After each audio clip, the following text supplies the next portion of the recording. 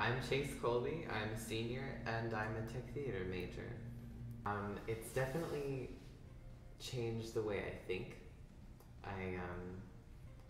It's made me more organized because with what I do, I have to be able to find a list of problems and eliminate those problems as quickly as I can to make things work. So, and I've also been able to translate that into how I work with other things. There's definitely a lot of flexibility. I'm able to theater is adaptable for anyone really because there's so many aspects of it. So you don't have to do a specific thing. Like you might be taking advanced lighting, but you can find a different aspect through that. So depending on what specifically is your interest, you're able to find where you fit best.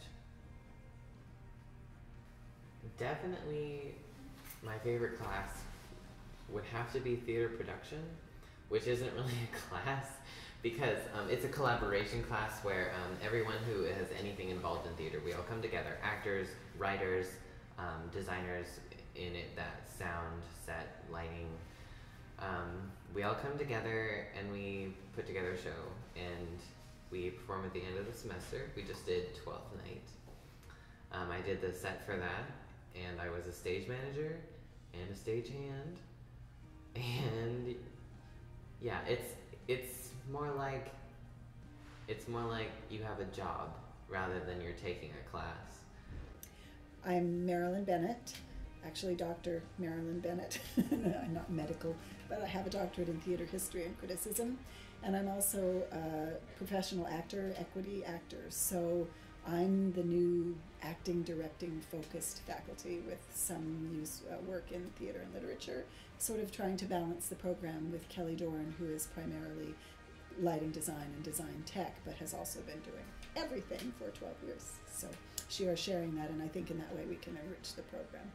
There is technique, there is hard work, there is world knowledge, knowledge of literature, knowledge of self, willingness to be open in theater technique, in studying acting, in taking on directing. It's not just a romp, it's not just for fun.